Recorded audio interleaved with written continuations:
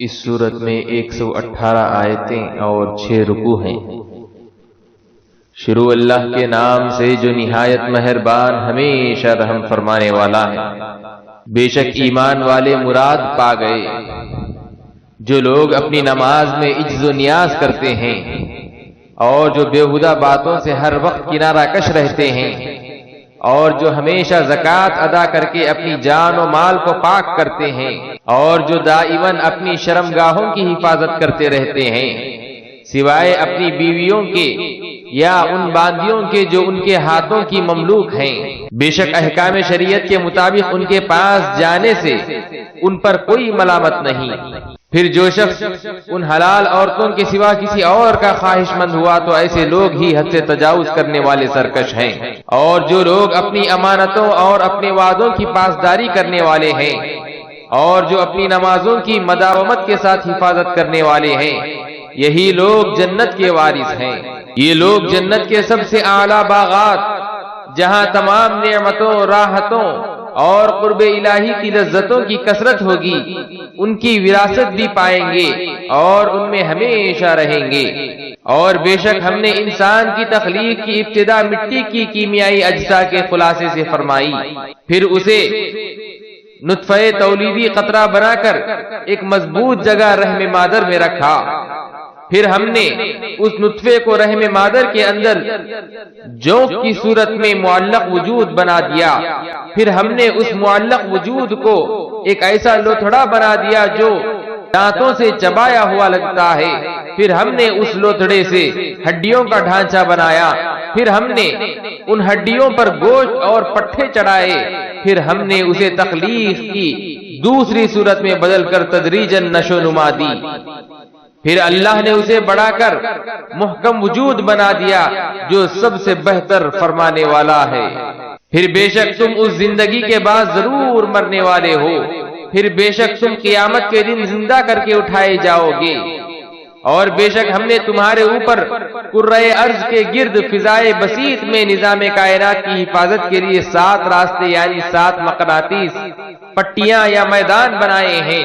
اور ہم کائنات کی تخلیق اور اس کی حفاظت کے تقاضوں سے بے خبر نہ تھے، اور ہم ایک اندازے کے مطابق عرصہ دراز تک بادلوں سے پانی برساتے رہے، پھر جب زمین ٹھنڈی ہو گئی تو ہم نے اس پانی کو زمین کی نشیبی جگہوں پر ٹھہرا دیا جس سے ابتدائی سمندر وجود میں آئے،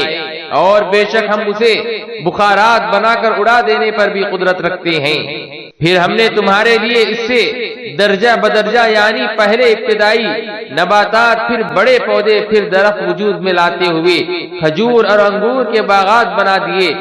مزید برآں تمہارے لیے زمین میں اور بھی بہت سے پھل اور میوے پیدا کیے، اور اب تم ان میں سے کھاتے ہو۔ اور یہ درخت زیتون بھی ہم نے پیدا کیا ہے جو طور سینا سے نکلتا ہے، اور تیل اور کھانے والوں کے لیے سالن لے کر اگتا ہے۔ اور بے شک تمہارے لیے چوپایوں میں بھی غور طلب پہلو ہیں، جو کچھ ان کے شکموں میں ہوتا ہے، ہم تمہیں اس میں سے بعض اجزاء کا دودھ بنا کر پلاتے ہیں، اور تمہارے لیے ان میں اور بھی بہت سے فائدے ہیں، تم ان میں سے بعض کو کھاتے بھی ہو، اور ان پر اور کشتیوں پر تم سوار بھی کیے جاتے ہو۔ اور بے شک ہم نے نوح علیہ السلام کو ان کی قوم کی طرف بھیجا تو انہوں نے فرمایا، اے لوگو تم اللہ کی عبادت کیا کرو اور اس کے سوا تمہارا کوئی معبود نہیں ہے، تو کیا تم نہیں ڈرتے؟ تو ان کی قوم کے سردار اور جو کفر کر رہے تھے کہنے لگے، یہ شخص محض تمہارے ہی جیسا ایک بشر ہے، اس کے سوا کچھ نہیں، یہ تم پر اپنی فضیلت و برتری قائم کرنا چاہتا ہے، اور اگر اللہ ہدایت کے لیے کسی پیغمبر کو بھیجنا چاہتا تو فرشتوں کو اتار دیتا۔ ہم نے تو یہ بات کی کہ ہمارے جیسا ہی ایک شخص ہمارا رسول بنا دیا جائے، اپنے اگلے آبا و اجداد میں کبھی نہیں سنی۔ یہ شخص تو سوائے اس کے اور کچھ نہیں کہ اسے دیوانگی کا عارضہ لاحق ہو گیا ہے، تو تم ایک عرصے تک اس کا انتظار کرو، دیکھو آگے کیا کرتا ہے۔ نوح علیہ السلام نے عرض کیا، اے میرے پروردگار میری مدد فرما، کیونکہ انہوں نے مجھے جھٹلا دیا ہے۔ پھر ہم نے ان کی طرف وحی بھیجی کہ تم ہماری نگرانی میں اور ہمارے حکم کے مطابق ایک کشتی بناؤ، تو جب ہمارا حکم عذاب آ جائے اور تنور بھر کر پانی ابلنے لگے تو تم اس میں ہر قسم کے جانوروں میں سے 2 جوڑے نر اور مادہ بٹھا لینا اور اپنے گھر والوں کو بھی اس میں سوار کر لینا، سوائے ان میں سے اس شخص کے جس پر فرمانے عذاب پہلے ہی صادر ہو چکا ہے، اور مجھ سے ان لوگوں کے بارے میں کچھ عرض بھی نہ کرنا جنہوں نے تمہارے انکار و استہزاء کی صورت میں ظلم کیا ہے، وہ بحر طور ڈبا دیے جائیں گے۔ پھر جب تم اور تمہاری سنگت والے لوگ کشتی میں ٹھیک طرح بیٹھ جائیں تو کہنا کہ ساری تعریفیں اللہ ہی کے لیے ہے جس نے ہمیں ظالم قوم سے نجات بخشی، اور عرض کرنا اے میرے رب مجھے بابرکت منزل پر اتار اور تو سب سے بہتر اتارنے والا ہے۔ بے شک اس واقعے میں بہت سی نشانیاں ہیں اور یقیناً ہم آزمائش کرنے والے ہیں۔ پھر ہم نے ان کے بعد دوسری قوم کو پیدا فرمایا، سو ہم نے ان میں بھی انہیں میں سے رسول بھیجا کہ تم اللہ کی عبادت کرو اور اس کے سوا تمہارا کوئی معبود نہیں ہے، تو کیا تم نہیں ڈرتے؟ اور ان کی قوم کے بھی وہی سردار اور بول اٹھے جو کفر کر رہے تھے اور آخرت کی ملاقات کو جھٹلاتے تھے، اور ہم نے انہیں دنیاوی زندگی میں مال و دولت کی کثرت کے باعث آسودگی بھی دے رکھی تھی۔ لوگوں سے کہنے لگے کہ یہ شخص تو محض تمہارے ہی جیسا ایک بشر ہے، وہی چیز کھاتا ہے جو تم کھاتے ہو اور وہی کچھ پیتا ہے جو تم پیتے ہو، اور اگر تم نے اپنے ہی جیسے ایک بشر کی اطاعت کر لی تو پھر تم ضرور خسارہ اٹھانے والے ہو گئے۔ کیا یہ شخص تم سے یہ وعدہ کر رہا ہے کہ جب تم مر جاؤ گے اور تم مٹی اور بوسیدہ ہڈیاں ہو جاؤ گے تو تم دوبارہ زندہ ہو کر نکالے جاؤ گے؟ بعید از قیاس بعید از وقوع ہیں وہ باتیں جن کا تم سے وعدہ کیا جا رہا ہے، وہ آخرت کی زندگی کچھ نہیں، ہماری زندگی تو یہی دنیا ہے، ہم یہی مرتے ہیں اور جیتے ہیں اور بس ختم، ہم دوبارہ نہیں اٹھائے جائیں گے۔ یہ تو محض ایسا شخص ہے جس نے اللہ پر جھوٹا بہتان لگایا ہے اور ہم بالکل اس پر ایمان لانے والے نہیں ہیں۔ پیغمبر نے عرض کیا اے میرے رب میری مدد فرما اس صورتحال میں کہ انہوں نے مجھے جھٹلا دیا ہے۔ ارشاد ہوا تھوڑی ہی دیر میں وہ پشیماں ہو کر رہ جائیں گے، پس سچے وعدے کے مطابق انہیں خوفناک آواز نے آ پکڑا، سو ہم نے انہیں خس و خاشاک بنا دیا، بس ظالم قوم کے لیے ہماری رحمت سے دوری و محرومی ہے۔ پھر ہم نے ان کے بعد یکے بعد دیگرے دوسرے امتوں کو پیدا فرمایا، کوئی بھی امت اپنے وقت مقرر سے نہ آگے بڑھ سکتی ہے اور نہ وہ لوگ پیچھے ہٹ سکتے ہیں۔ پھر ہم نے پیدر پہ اپنے رسولوں کو بھیجا، جب بھی کسی امت کے پاس اس کا رسول آتا وہ اسے جھٹلا دیتے تو ہم بھی ان میں سے بعض کو بعض کے پیچھے ہلاک در ہلاک کرتے چلے گئے، اور ہم نے انہیں داستانے بنا ڈالا، بس ہلاکت ہو ان لوگوں کے لیے جو ایمان نہیں لاتے۔ پھر ہم نے موسیٰ علیہ السلام اور ان کے بھائی ہارون علیہ السلام کو اپنی نشانیاں اور روشن دلیل دے کر بھیجا۔ فرعون اور اس کی قوم کے سرداروں کی طرف تو انہوں نے بھی تکبر اور رعونت سے کام لیا اور وہ بھی بڑے ظالم و سرکش لوگ تھے، سو انہوں نے بھی یہی کہا کہ کیا ہم اپنے جیسے 2 بشروں پر ایمان لے آئیں، حالانکہ ان کی قوم کے لوگ ہماری پرستش کرتے ہیں۔ پس انہوں نے بھی ان دونوں کو جھٹلا دیا، سو وہ بھی ہلاک کیے گئے، لوگوں میں سے ہو گئے۔ اور بے شک ہم نے موسیٰ علیہ السلام کو کتاب عطا فرمائی تاکہ وہ لوگ ہدایت پا جائیں، اور ہم نے ابن مریم علیہ السلام کو اور ان کی ماں کو اپنی زبردست نشانیاں بتائی، اور ہم نے ان دونوں کو ایک ایسی بلند زمین میں سکونت بخشی جو باعث آرام رہنے کے قابل بھی تھی، اور وہاں آنکھوں کے نظارے کے لیے بہتے پانی یعنی نہریں، آبشاریں اور چشمے بھی تھے۔ اے محبوب صلی اللہ علیہ وسلم تم پاکیزہ چیزوں میں سے کھایا کرو جیسا کہ تمہارا معمول ہے، اور نیک عمل کرتے رہو، بے شک جو عمل بھی تم کرتے ہو میں اس سے خوب واقف ہوں، اور بے شک یہ تمہاری امت ہے جو حقیقت میں ایک ہی امت ہے، اور میں تمہارا رب ہوں، سو مجھ سے ڈرا کرو۔ پس انہوں نے اپنے دین کے امر کو آپس میں اختلاف کر کے فرقہ فرقہ کر ڈالا، ہر فرقہ والے اسی قدر دین کے حصے سے جو ان کے پاس ہے خوش ہیں، پس آپ ان کو ایک عرصے تک ان کے نشے جہالت و ضلالت میں چھوڑے رکھے۔ کیا وہ لوگ یہ گمان کرتے ہیں کہ ہم جو دنیا میں مال و اولاد کے ذریعے ان کی مدد کر رہے ہیں تو ہم ان کے لیے بھلائیوں کی فراہمی میں جلدی کر رہے ہیں؟ ایسا نہیں، بلکہ انہیں شعور ہی نہیں ہے۔ بے شک جو لوگ اپنے رب کی خشیت سے مضطرب اور لرزاں رہتے ہیں، اور جو لوگ اپنے رب کی آیتوں پر ایمان رکھتے ہیں، اور جو لوگ اپنے رب کے ساتھ کسی کو شریک نہیں ٹھہراتے، اور جو لوگ اللہ کی راہ میں اتنا کچھ دیتے ہیں جتنا وہ دے سکتے ہیں، اور اس کے باوجود ان کے دل خائف رہتے ہیں کہ وہ اپنے رب کی طرف پلٹ کر جانے والے ہیں، کہیں یہ نامقبول نہ ہو جائے، یہی لوگ بھلائیوں کے سمیٹنے میں جلدی کر رہے ہیں اور وہی ان میں آگے نکل جانے والے ہیں۔ اور ہم کسی جان کو تکلیف نہیں دیتے مگر اس کے استعداد کے مطابق، اور ہمارے پاس نوشتہ اعمال موجود ہے، جو سچ سچ کہہ دے گا اور ان پر ظلم نہیں کیا جائے گا، بلکہ ان کے دل اس قرآن کے پیغام سے غفلت میں پڑے ہیں، اور اس کے سوا بھی ان کے کئی اور برے اعمال ہیں جن پر وہ عمل پیرا ہیں، یہاں تک کہ جب ہم ان کے امیر اور آسودہ حال لوگوں کو عذاب کی گرفت میں لیں گے تو اس وقت وہ چیخ اٹھیں گے، ان سے کہا جائے گا تم آج مت چیخو، بے شک ہماری طرف سے تمہاری کوئی مدد نہیں کی جائے گی، بے شک میری آیتیں تم پر پڑھ پڑھ کر سنائی جاتی تھی تو تم ایڑیوں کے بل الٹے پلٹ جایا کرتے تھے، اس سے غرور و تکبر کرتے ہوئے رات کے اندھیرے میں بےہودہ گوئی کرتے تھے۔ تو کیا انہوں نے اس فرمان الہی میں غور و خوض نہیں کیا، یا ان کے پاس کوئی ایسی چیز آ گئی ہے جو ان کے اگلے باپ دادا کے پاس نہیں آئی تھی، یا انہوں نے اپنے رسول کو نہیں پہچانا تو اس لیے وہ ان کے منکر ہو گئے ہو، یا یہ کہتے ہیں کہ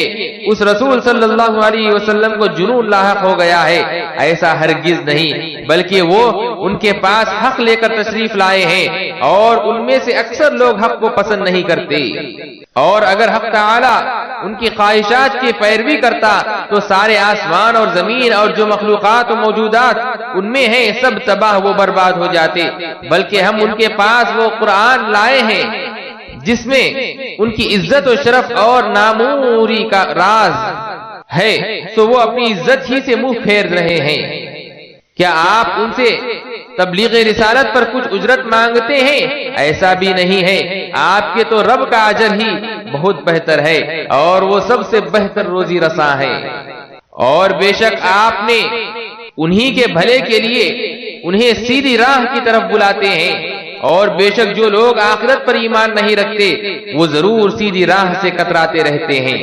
اور اگر ہم اس پر رحم فرما دیں اور جو تکلیف انہیں لاحق ہے اس سے دور کر دیں تو وہ بھٹکتے ہوئے اپنی سرکشی میں مزید بکے جائیں گے، اور بے شک ہم نے انہیں عذاب میں پکڑ لیا، پھر بھی انہوں نے اپنے رب کے لیے عاجزی اختیار نہ کی اور نہ وہ اس کے حضور گڑ گڑائے، یہاں تک کہ جب ہم ان پر نہایت سخت عذاب کا دروازہ کھول دیں گے تو اس وقت وہ ان میں انتہائی حیرت سے ساکت و ناموس بڑے پڑے رہیں گے، اور وہی ہے جو تمہارے لیے کان اور آنکھیں اور دل و دماغ رفتہ رفتہ وجود میں لایا، مگر تم لوگ بہت ہی کم شکر ادا کرتے ہو، اور وہی ہے جس نے تمہیں روئے زمین پر پیدا کر کے پھیلا دیا اور تم اسی کے حضور جمع کیے جاؤ گے، اور وہی ہے جو زندگی بخشتا ہے اور موت دیتا ہے، اور شب و روز کا گردش کرتا بھی اسی کے اختیار میں ہے، سو کیا تم سمجھتے نہیں ہو؟ بلکہ یہ لوگ بھی اسی طرح کی باتیں کرتے ہیں جس طرح کی اگلے کافر کرتے رہتے ہیں، یہ کہتے ہیں کہ جب ہم مر جائیں گے اور ہم خاک اور بوسیدہ ہڈیاں ہو جائیں گے تو کیا ہم پھر زندہ کر کے اٹھائے جائیں گے؟ بے شک ہم سے بھی اور ہمارے آبا و اجداد سے بھی پہلے یہی وعدہ کیا جاتا رہا ہے، یہ باتیں محض پہلے لوگوں کے افسانے ہیں، ان سے فرمائیے کہ زمین اور جو کوئی اس میں رہ رہا ہے سب کسی کے ملک ہیں، اگر تم کچھ جانتے ہو۔ وہ فوراً بول اٹھیں گے کہ سب کچھ اللہ کا ہے، تو آپ فرمائیں پھر تم نصیحت قبول کیوں نہیں کرتے؟ ان سے دریافت فرمائیے کہ ساتوں آسمانوں کا اور عرش عظیم یعنی ساری کائنات کی اقتدار اعلیٰ کا مالک کون ہے؟ وہ فوراً کہیں گے یہ سب کچھ اللہ کا ہے، تو آپ فرمائیں پھر تم ڈرتے کیوں نہیں ہو؟ آپ ان سے فرمائیے کہ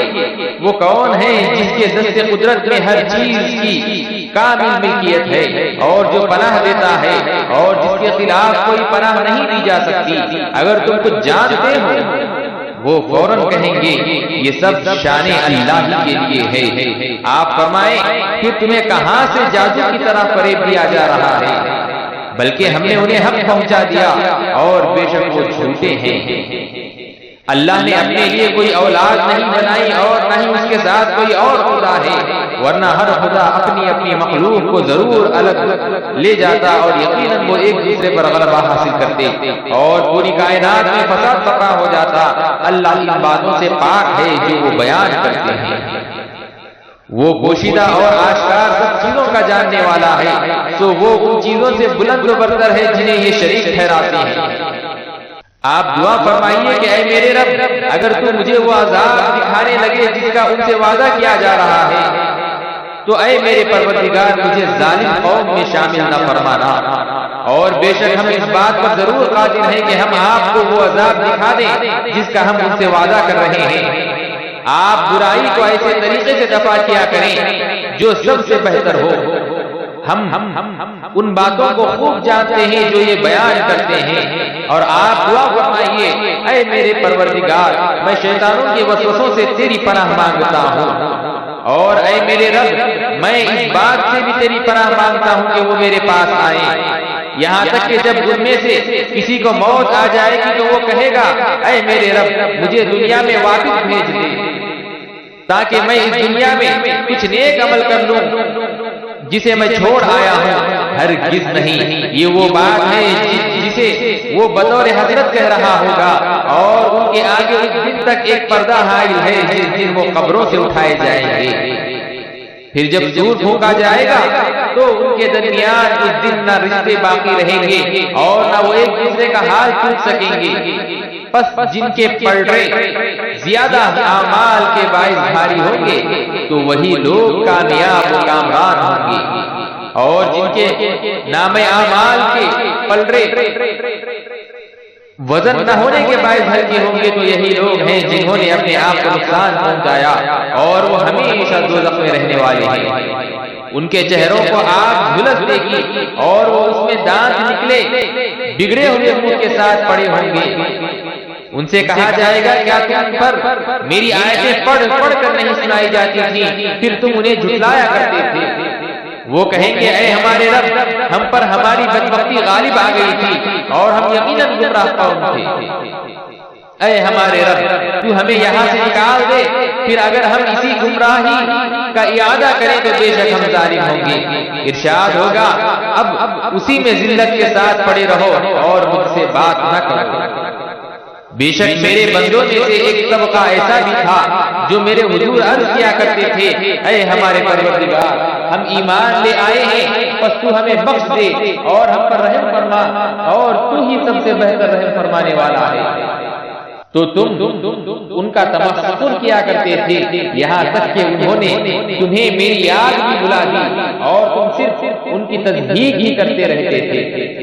بے شک آج میں نے انہیں ان کے صبر کا جو وہ کرتے رہے یہ صلہ عطا فرمایا ہے کہ وہ کامیاب ہو گئے ہیں۔ ارشاد ہوگا کہ تم زمین میں برسوں تک شمار سے کتنی مدت ٹھہرے رہے ہو؟ وہ کہیں گے ہم ایک دن یا ایک دن کا کچھ حصہ ٹھہرے ہوں گے۔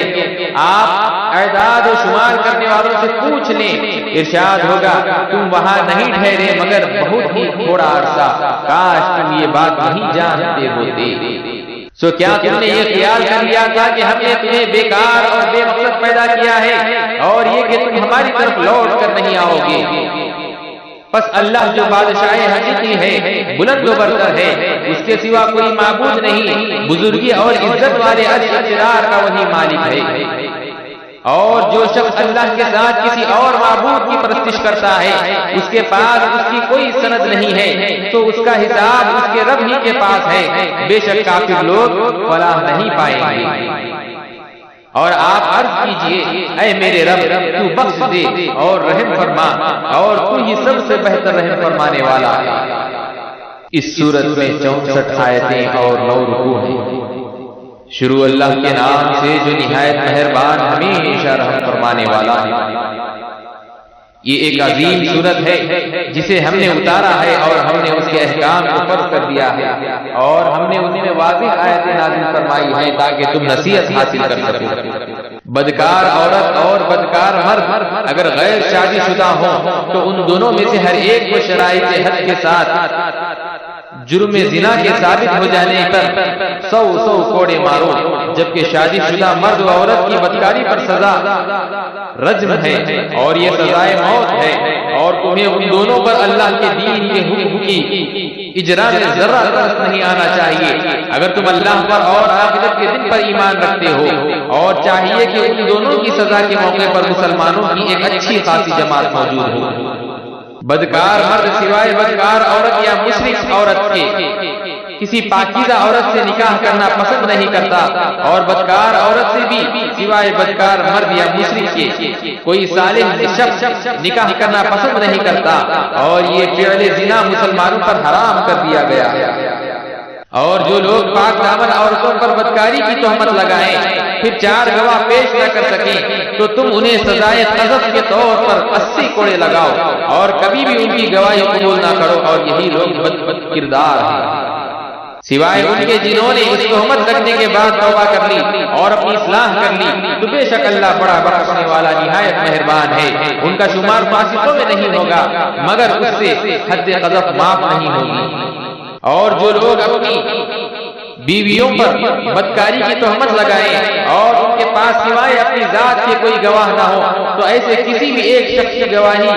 یہ ہے کہ وہ خود 4 مرتبہ اللہ کی قسم کھا کر گواہی دے کہ وہ الزام لگانے میں سچا ہے، اور 5ویں مرتبہ یہ کہے کہ اس پر اللہ کی لعنت ہو اگر وہ جھوٹا ہے۔ اور اسی طرح یہ بات اس عورت سے بھی سزا کو ٹال سکتی ہے کہ وہ 4 مرتبہ اللہ کی قسم کھا کر خود گواہی دے کہ وہ مرد اس تہمت کے لگانے میں جھوٹا ہے، اور 5ویں مرتبہ یہ کہے کہ اس پر یعنی مجھ پر اللہ کا غضب ہو اگر یہ مرد اس الزام لگانے میں سچا ہو۔ اور اگر تم پر اللہ کا فضل اور اس کی رحمت نہ ہوتی تو تم ایسے حالات میں زیادہ پریشان ہوتے، اور بے شک اللہ بڑا ہی توبہ قبول فرمانے والا، بڑی حکمت والا۔ بے شک جن لوگوں نے عائشہ صدیقہ طیبہ طاہرہ رضی اللہ عنہا پر بہتان لگایا تھا وہ بھی تمہیں میں سے ایک جماعت تھی، تم اس بہتان کا واقعہ اپنے حق میں برا مت سمجھو بلکہ وہ تمہارے حق میں بہتر ہو گیا ہے۔ ان میں سے ہر ایک کے لیے اتنا ہی گناہ ہے جتنا اس نے کمایا، اور ان میں سے جس نے اس بہتان میں سب سے زیادہ حصہ لیا اس کے لیے زبردست عذاب ہے۔ ایسا کیوں نہ ہوا کہ جب تم نے اس بہتان کو سنا تھا تو مومن مرد اور مومن عورتیں اپنوں کے بارے میں نیک گمان کر لیتے اور یہ کہہ دیتے کہ یہ کھلا جھوٹ پر مبنی بہتان ہے۔ یہ افترا بردار لوگ اس طوفان پر 4 گواہ کیوں نہ لائے؟ پھر جب وہ گواہ نہیں لا سکتے تو یہی لوگ اللہ کے نزدیک جھوٹے ہیں۔ اور اگر تم پر دنیا و آخرت میں اللہ کا فضل اور اس کی رحمت نہ ہوتی تو جس تہمت کے چرچے میں تم پڑ گئے ہو اس پر تمہیں زبردست عذاب پہنچتا۔ جب تم اس بات کو ایک دوسرے سے سن کر اپنی زبانوں پر لاتے رہے اور اپنے منہ سے وہ کچھ کہتے رہے جس کا خود تمہیں کوئی علم ہی نہ تھا، اور اس چرچے کو معمولی بات خیال کر رہے تھے حالانکہ وہ اللہ کے حضور بہت بڑی جسارت ہو رہی تھی۔ اور جب تم نے یہ بہتان سنا تھا تو تم نے اسی وقت یہ کیوں نہ کہہ دیا کہ ہمارے لیے یہ جائز ہی نہیں کہ ہم اسے زبان پر لے آئیں، بلکہ تم یہ کہتے کہ اے اللہ تو پاک ہے، اس بات سے کہ ایسی عورت کو اپنے حبیب مکرم صلی اللہ علیہ وسلم کی محبوب زوجہ بنا دے، یہ بہت بڑا بہتان ہے۔ اللہ تم کو نصیحت فرماتا ہے کہ پھر کبھی بھی ایسی بات عمر بر نہ کرنا اگر تم اہل ایمان ہو، اور اللہ تمہارے لیے آیتوں کو واضح طور پر بیان فرماتا ہے، اور اللہ خوب جاننے والا، بڑی حکمت والا ہے۔ بے شک جو لوگ اس بات کو پسند کرتے ہیں کہ مسلمانوں میں بے حیائی پھیلے ان کے لیے دنیا و آخرت میں دردناک عذاب ہے، اور اللہ ایسے لوگوں کے عزائم کو جانتا ہے اور تم نہیں جانتے۔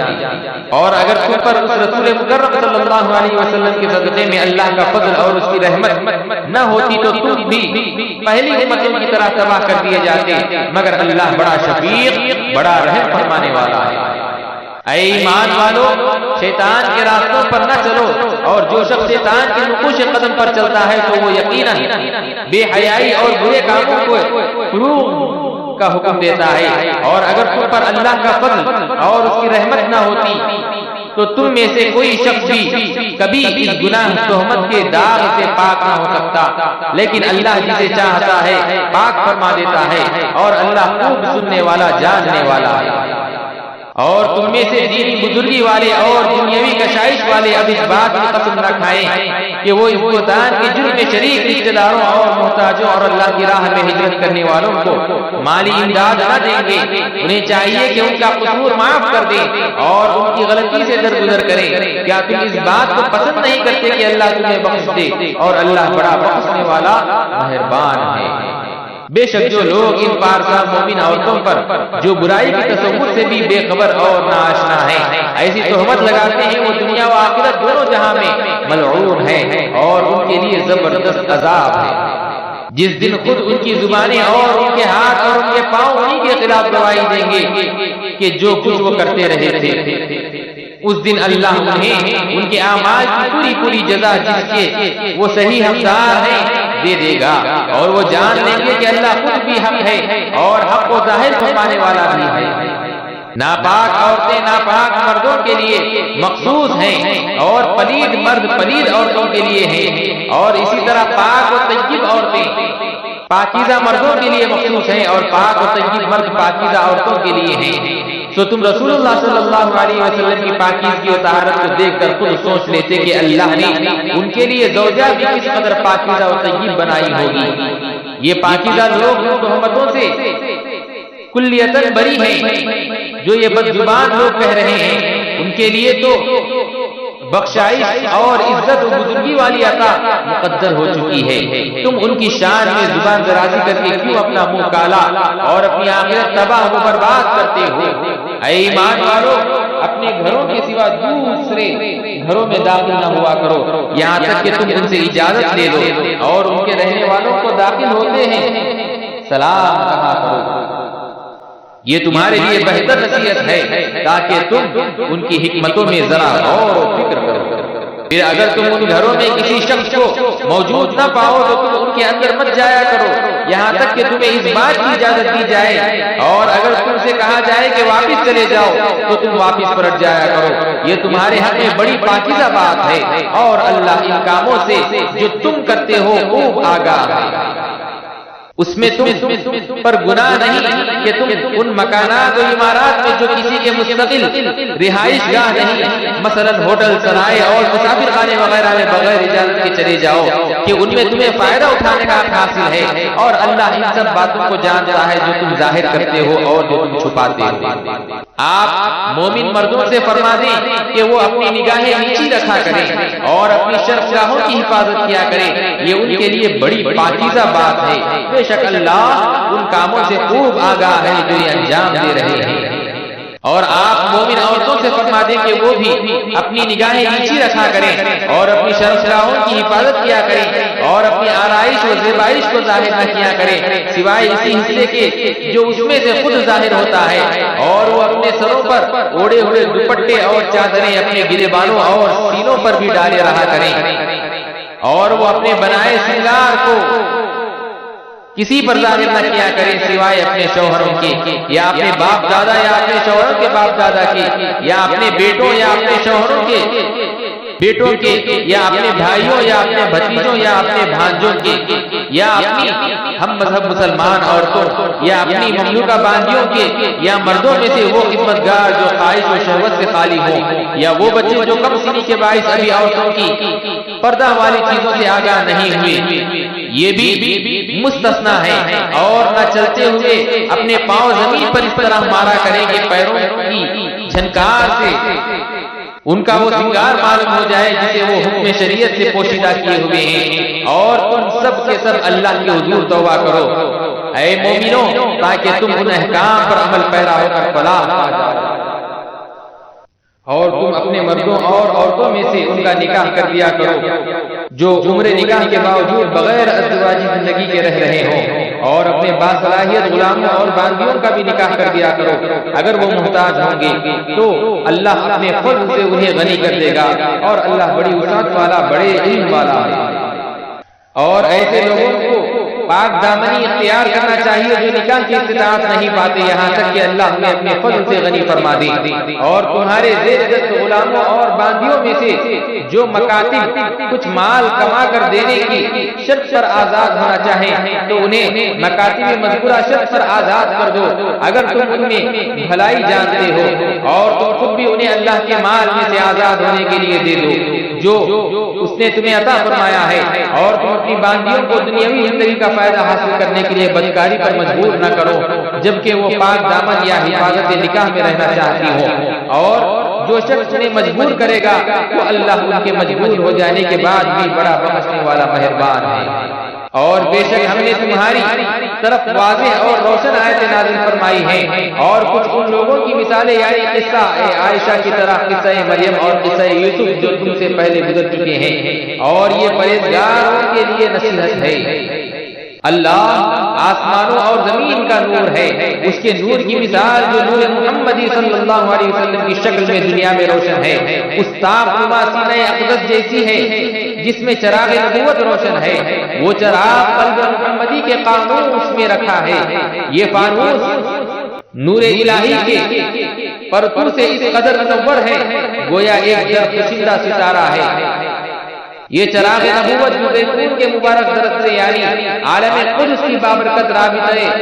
وحی سے یا انبیاء اور رسول ہی کے مبارک شجرہ نبوت سے روشن ہوا ہے، نہ فقط شرقی ہے اور نہ غربی بلکہ اپنے فیض نور کی وسعت میں عالمگیر ہے۔ ایسا معلوم ہوتا ہے کہ اس کا تیل خود ہی چمک رہا ہے، اگرچہ ابھی اسے وحی ربانی اور معجزات آسمانی کی آگ نے چھوا بھی نہیں، وہ نور کے اوپر نور ہے یعنی نور وجود پر نور نبوت، گویا وہ ذات دوہرے نور کا پیکر ہے۔ اللہ جسے چاہتا ہے اپنے نور کی معرفت تک پہنچا دیتا ہے، اور اللہ لوگوں کی ہدایت کے لیے مثالیں بیان فرماتا ہے، اور اللہ ہر چیز سے خوب آگاہ ہے۔ اللہ کا یہ نور ایسے گھروں، مساجد اور مراکز میں میسر آتا ہے جن کی قدر و منزلت کے بلند کیے جانے اور جن میں اللہ کے نام کا ذکر کیے جانے کا حکم اللہ نے دیا ہے۔ یہ وہ گھر ہیں کہ اللہ والے ان میں صبح و شام اس کی تسبیح کرتے ہیں۔ اللہ کے اس نور کے حامل وہی مردان خدا ہیں جنہیں تجارت اور خرید و فروخت نہ اللہ کی یاد سے غافل کرتی ہے اور نہ نماز قائم کرنے سے اور نہ زکوٰۃ ادا کرنے سے، بلکہ دنیاوی فرائض کی ادائیگی کے دوران بھی وہ ہمہ وقت اس دن سے ڈرتے رہتے ہیں جس میں خوف کے باعث دل اور آنکھیں سب الٹ پلٹ ہو جائیں گی، تاکہ اللہ انہیں ان نیک اعمال کا بہتر بدلہ دے جو انہوں نے کیے ہیں، اور اپنے فضل سے انہوں نے اور بھی زیادہ عطا فرمائے، اور اللہ جسے چاہتا ہے بغیر حساب کے رزق عطا فرما دیتا ہے۔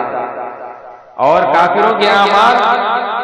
چٹیل میدان میں سراب کے مانند ہے، جس کو پیاسا پانی سمجھتا ہے، یہاں تک کہ جب اس کے پاس آتا ہے تو اسے کچھ بھی نہیں پاتا۔ اسی طرح اس نے آخرت میں اللہ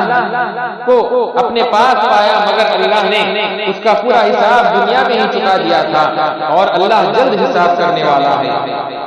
یا کافروں کے اعمال اس گہرے سمندر کی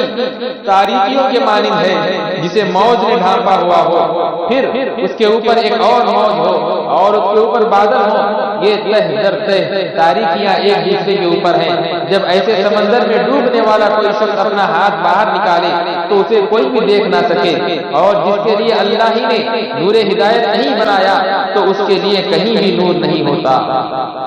کیا تم نے نہیں دیکھا کہ جو کوئی بھی آسمانوں اور زمین میں ہیں وہ سب اللہ ہی کی تسبیح کرتے ہیں، اور پرندے بھی فضاؤں میں پر پھیلائے ہوئے اسی کی تسبیح کرتے ہیں، ہر ایک اللہ کے حضور اپنی نماز اور اپنی تسبیح کو جانتا ہے، اور اللہ ان کاموں سے خوب آگاہ ہے جو وہ انجام دیتے ہیں۔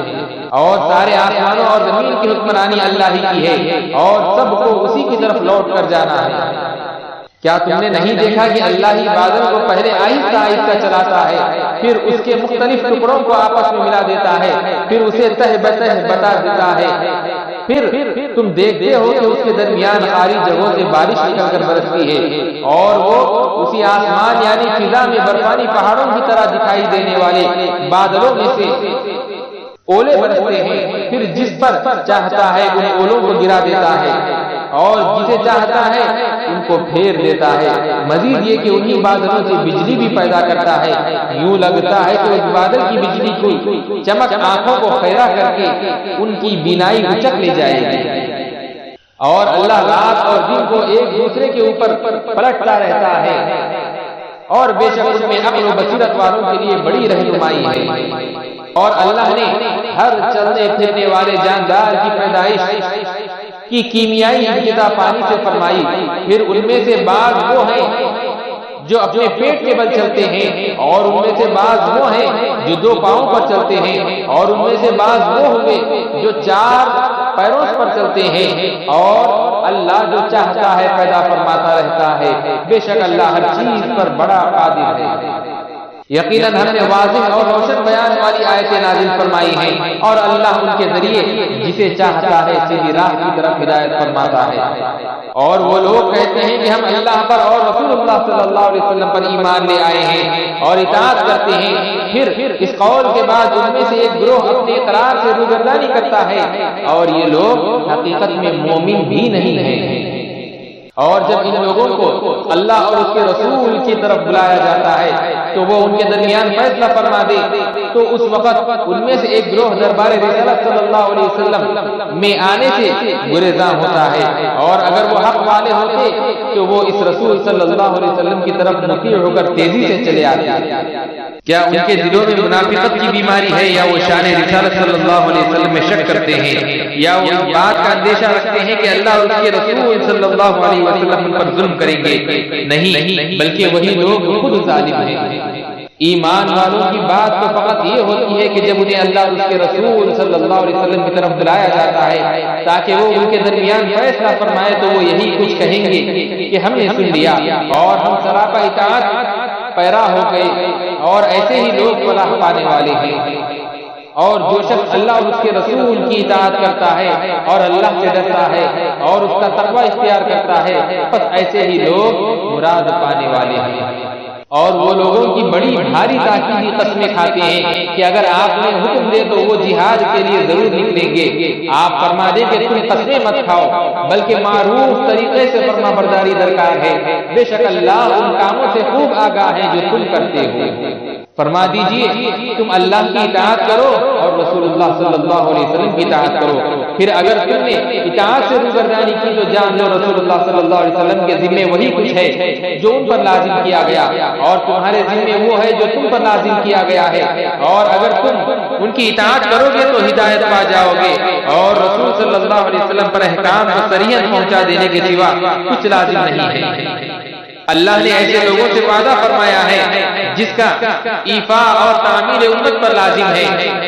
جو تم میں سے ایمان لائے اور نیک عمل کرتے رہے، وہ ضرور انہی کو زمین میں خلافت یعنی امانت اقتدار کا حق عطا فرمائے گا،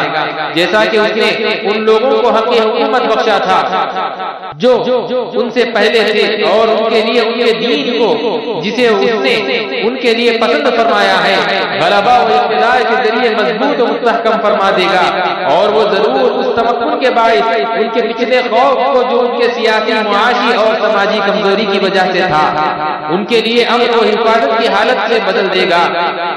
وہ بے خوف ہو کر میری عبادت کریں گے، میرے ساتھ کسی کو شریک نہیں ٹھہرائیں گے، یعنی صرف میرے حکم اور نظام کے تابع رہیں گے، اور جس نے اس کے بعد ناشکری یعنی میرے احکام سے انحراف و انکار کو اختیار کیا تو وہی لوگ فاسق و نافرمان ہوں گے۔ اور تم نماز کے نظام کو قائم رکھو اور زکوٰۃ کو ادائیگی کا انتظام کرتے رہو، اور رسول صلی اللہ علیہ وسلم کی مکمل اطاعت بجا لاؤ تاکہ تم پر رحم فرمایا جائے، یعنی غلبہ اقتدار و استحکام و امن و حفاظت کی نعمتوں کو برقرار رکھا جائے۔ اور یہ خیال ہرگز نہ کرنا کہ انکار و ناشکری کرنے والے لوگ زمین میں اپنے ہلاک کیے جانے سے اللہ کو عاجز کر دیں گے، اور ان کا ٹھکانہ دوزخ ہے، اور وہ بہت ہی برا ٹھکانہ ہے۔ اے ایمان والو، چاہیے کہ تمہیں زبردست غلام اور باندیاں اور تمہارے ہی وہ بچے جو ابھی جوان نہیں ہوئے تمہارے پاس آنے والے کے لیے 3 مواقع پر تم سے اجازت لیا کریں، ایک نماز فجر سے پہلے اور دوسری دوپہر کے وقت جب تم آرام کے لیے کپڑے اتارتے ہو، اور تیسرے نماز عشاء کے بعد جب تم خوابگاہوں میں چلے جاتے ہو۔ یہ 3 وقت تمہارے پردے کے ہیں، ان اوقات کے علاوہ نہ تم پر کوئی گناہ ہے اور نہ ان پر، کیونکہ بقیہ اوقات میں وہ تمہارے ہاں کثرت کے ساتھ ایک دوسرے کے پاس آتے جاتے رہتے ہیں۔ اسی طرح اللہ تمہارے لیے آیت واضح فرماتا ہے، اور اللہ خوب جاننے والا حکمت والا ہے۔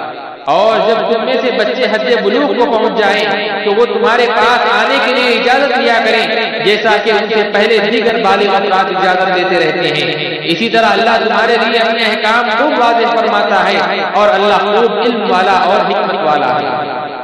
اور وہ بوڑھی خانہ نشین عورتیں جنہیں اب نکاح کی خواہش نہیں رہی، ان پر اس بات میں کوئی گناہ نہیں کہ وہ اپنے اوپر سے ڈھانپنے والے اضافی کپڑے اتار لیں، بشرطے کہ وہ بھی اپنی آرائش کو ظاہر کرنے والی نہ بنے۔ اور اگر وہ مزید پرہیزگاری اختیار کریں، یعنی زائد اوڑھنے والے کپڑے بھی نہ اتارے، تو ان کے لیے بہتر ہے، اور اللہ خوب سننے والا جاننے والا ہے۔ اندھے پر کوئی رکاوٹ نہیں، اور نہ لنگڑے پر کوئی حرج ہے، اور نہ بیمار پر کوئی گناہ ہے، اور نہ خود تمہارے لیے کوئی مضائقہ ہے کہ تم اپنے گھروں سے کھانا کھا لو، یا اپنے باپ دادا کے گھروں سے، یا اپنی ماؤں کے گھروں سے، یا اپنے بھائیوں کے گھروں سے، یا اپنی بہوؤں کے گھروں سے،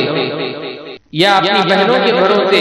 یا اپنے چچاؤں کے گھروں سے، یا اپنی پھوپھیوں کے گھروں سے، یا اپنے ماموں کے گھروں سے، یا اپنی خالاؤں کے گھروں سے، یا جن گھروں کی کنجیاں تمہارے اختیار میں ہیں، یعنی جن میں ان کے مالکوں کی طرف سے تمہیں ہر قسم کا تصرف کی اجازت ہے، یا اپنے دوستوں کے گھروں سے کھانا کھا لینے میں مضائقہ نہیں، تم پر اس بات میں کوئی گناہ نہیں کہ تم سب کے سب مل کر کھاؤ یا الگ الگ۔ پھر جب تم گھروں میں داخل ہوا کرو تو اپنے گھر والوں پر سلام کہا کرو، یہ اللہ کی طرف سے بابرکت پاکیزہ دعا ہے۔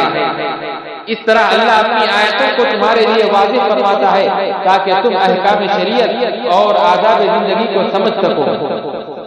ایمان والے تو وہی لوگ ہیں جو اللہ پر اور اس کے رسول پر ایمان لائے ہیں، اور جب وہ آپ کے ساتھ کسی ایسے اجتماعی کام پر حاضر ہوں جو لوگوں کو یکجا کرنے والا ہو تو وہاں سے چلے نہ جائیں، یعنی امت میں اجتماعیت اور وحدت پیدا کرنے کے عمل میں دل جمعی سے شریک ہوں، جب تک کہ وہ کسی خاص چیز کے باعث آپ سے اجازت نہ لے لیں۔ اے رسول معظم، بے شک جو لوگ آپ ہی کو حاکم اور مرجع سمجھ کر آپ سے اجازت طلب کرتے ہیں، وہی لوگ اللہ اور اس کے رسول صلی اللہ علیہ وسلم پر ایمان رکھنے والے ہیں۔ پھر جب وہ آپ سے اپنے کسی کام کے لیے جانے کی اجازت چاہیں تو آپ حاکم و مختار ہیں، ان میں سے جسے چاہیں اجازت مرحمت فرما دیں، اور ان کے لیے اپنے مجلس سے اجازت لے کر جانے پر بھی اللہ سے بخشش مانگے کہ کہیں اتنی بات پر بھی گرفت نہ ہو جائے، بے شک اللہ بڑا بخشنے والا نہایت مہربان ہے۔ اے مسلمانوں، تم رسول کے بلانے کو آپس میں ایک دوسرے کے بلانے کے مثل قرار نہ دو۔ جب رسول اکرم صلی اللہ علیہ وسلم کو بلانا تمہارے یا باہمی بلاوے کی مثل نہیں تو خود رسول کی ذات گرامی تمہارے مثل کیسے ہو سکتی ہے؟ بے شک اللہ ایسے لوگوں کو خوب جانتا ہے جو تم میں سے ایک دوسرے کی آڑ میں دربار رسالت میں چپکے سے کھسک جاتے ہیں۔ پس وہ لوگ ڈرے جو رسول کے امر ادب کے خلاف ورزی کر رہے ہیں کہ دنیا میں ہی انہیں کوئی آفت آ پہنچے گی یا آخرت میں ان پر دردناک عذاب آ پڑے گا۔ خبردار، جو کچھ آسمانوں اور زمین میں ہے سب اللہ ہی کا ہے، وہ یقیناً جانتا ہے جس حال پر تم ہو، ایمان پر ہو یا منافقت پر، اور جس دن لوگ اس کی طرف لوٹائے جائیں گے تو وہ انہیں بتا دے گا جو کچھ وہ کیا کرتے تھے، اور اللہ ہر چیز کو خوب جاننے والا۔ اس صورت میں 77 آیتیں اور 6 رکوع ہیں۔ شروع اللہ کے نام سے جو نہایت مہربان ہمیشہ رحم فرمانے والا ہے۔ وہ اللہ بڑی برکت والا ہے جس نے حق و باطل میں فرق اور فیصلہ کرنے والا قرآن اپنے محبوب و مقرب بندے پر نازل فرمایا تاکہ وہ تمام جہانوں کے لیے ڈر سنانے والا ہو جائے۔ وہ اللہ کے آسمانوں اور زمین کی بادشاہت اسی کے لیے ہے، اور جس نے نہ اپنے لیے کوئی اولاد بنائی ہے اور نہ بادشاہی میں اس کا کوئی شریک ہے، اور اسی نے ہر چیز کو پیدا فرمایا ہے، پھر اس کی بقا و ارتقاء کے ہر مرحلے پر اس کے خواص، افعال اور مدت الغرض ہر چیز کو ایک مقررہ اندازے پر ٹھہرایا ہے۔ اور ان مشرکین نے اللہ کو چھوڑ کر اور معبود بنا لیے ہیں جو کوئی چیز بھی پیدا نہیں کر سکتے بلکہ وہ خود پیدا کیے گئے ہیں، اور نہ ہی وہ اپنے لیے کسی نقصان کے مالک ہیں اور نہ نفع کے، اور نہ وہ موت کے مالک ہے اور نہ حیات کے، اور نہ ہی مرنے کے بعد اٹھا کر جمع کرنے کا اختیار رکھتے ہیں۔ اور کافر لوگ کہتے ہیں کہ یہ قرآن محض افطرا ہے، یعنی اس مدعی رسالت نے گھڑ لیا ہے اور اس کے گھڑنے پر دوسرے لوگوں نے اس کی مدد کی ہے۔ بے شک کافر ظلم اور جھوٹ پر اتر آئے ہیں، اور کہتے ہیں یہ قرآن اگلوں کے افسانے ہیں جن کو اس شخص نے لکھوا رکھا ہے، پھر وہ افسانے اسے صبح و شام پڑھ کر سنائے جاتے ہیں تاکہ انہیں یاد کر کے آگے سنا سکے۔ فرما دیجئے اس قرآن کو اس اللہ نے نازل فرمایا ہے جو آسمانوں اور زمین میں موجود تمام رازوں کو جانتا ہے، بے شک وہ بڑا بخشنے والا مہربان ہے۔ اور وہ کہتے ہیں کہ اس رسول کو کیا ہوا ہے، یہ کھانا کھاتا ہے اور بازاروں میں چلتا پھرتا ہے، اس کی طرف کوئی فرشتہ کیوں نہیں اتارا گیا، وہ اس کے ساتھ مل کر ڈر سنانے والا ہوتا، یا اس کی طرف کوئی خزانہ اتار دیا جاتا، کم از کم اس کا کوئی باغ ہوتا جس کی آمدنی سے وہ کھایا کرتا۔ اور ظالم لوگ مسلمانوں سے کہتے ہیں کہ تم تو محض ایک سحر زدہ شخص کی پیروی کر رہے ہو۔ اے حبیب مکرم، ملاحظہ فرمائیے یہ لوگ آپ کے لیے کیسی کیسی مثالیں بیان کرتے ہیں، بس یہ گمراہ ہو چکے ہیں سو یہ ہدایت کا کوئی راستہ نہیں پا سکتے۔ وہ بڑی برکت والا ہے، اگر چاہے تو آپ کے لیے دنیا ہی میں اس سے کہیں بہتر باغات بنا دے جن کے نیچے سے نہریں رواں ہوں، اور آپ کے لیے عالی شان محلات بنا دے، مگر نبوت اور رسالت کے لیے یہ شرائط نہیں ہے، بلکہ انہوں نے قیامت کو بھی جھٹلا دیا ہے، اور ہم نے ہر اس شخص کے لیے جو قیامت کو جھٹلاتا ہے دوزخ کی بھڑکتی ہوئی آگ تیار کر رکھی ہے۔ وہ آتش دوزخ دور کی جگہ سے ہی اس کے سامنے ہوگی، یہ اس کے جوش مارنے اور جھنگاڑنے کی آواز کو سنیں گے، اور جب وہ اس میں کسی تنگ جگہ سے زنجیروں کے ساتھ جکڑے ہوئے یا اپنے شیطانوں کے ساتھ بندھے ہوئے ڈالے جائیں گے، اس وقت وہ اپنی ہلاکت کو پکاریں گے۔ ان سے کہا جائے گا آج صرف ایک ہی ہلاکت کو نہ پکارو بلکہ بہت سی ہلاکتوں کو پکارو۔ فرما دیجئے کیا یہ حالت بہتر ہے یا دائمی جنت کی زندگی جس کا پرہیزگاروں سے وعدہ کیا گیا ہے؟ یہ ان کے اعمال کی جزا اور ٹھکانہ ہے، ان کے لیے ان جنتوں میں سب کچھ میسر ہوگا جو وہ چاہیں گے، ان میں ہمیشہ رہیں گے۔ یہ آپ کے رب کی ذمہ کرم پر مطلوبہ وعدہ ہے جو پورا ہو کر رہے گا۔ اور اس دن اللہ انہیں اور ان کو جن کی وہ اللہ کے سوا پرستش کرتے تھے جمع کرے گا، پھر فرمائے گا کیا تم نے ہی میرے ان بندوں کو گمراہ کر دیا تھا یا وہ خود ہی راہ سے بھٹک گئے تھے؟ وہ کہیں گے تیری ذات پاک ہے، ہمیں تو یہ بات بھی زیبا نہ تھی کہ تیرے سوا اوروں کو دوست ہی بنائے، چہ جائے کہ ہم انہیں تیرے غیر کی عبادت کا کہتے، لیکن اے مولا تو نے انہیں اور ان کے باپ دادا کو دنیاوی مال و اسباب سے اتنا بہرہ مند فرمایا یہاں تک کہ وہ تیری یاد بھی بھول گئے، اور یہ بدبخت ہلاک ہونے والے لوگ ہی تھے۔ سو اے کافرو، انہوں نے تو ان باتوں میں تمہیں جھٹلا دیا ہے جو تم کہتے تھے، بس اب تم نہ تو عذاب پھیرنے کی طاقت رکھتے ہو اور نہ اپنی مدد کی، اور سن لو تم میں سے جو شخص بھی ظلم کرتا ہے ہم اسے بڑے عذاب کا مزہ چکائیں گے۔ اور ہم نے آپ سے پہلے رسول نہیں بھیجے مگر یہ کہ وہ کھانا بھی یقیناً کھاتے تھے اور بازاروں میں بھی حسب ضرورت چلتے پھرتے تھے، اور ہم نے تم کو ایک دوسرے کے لیے آزمائش بنایا ہے، کیا تم آزمائش پر صبر کرو گے؟ اور آپ کا رب خوب دیکھنے والا ہے۔ صدق اللہ العظیم۔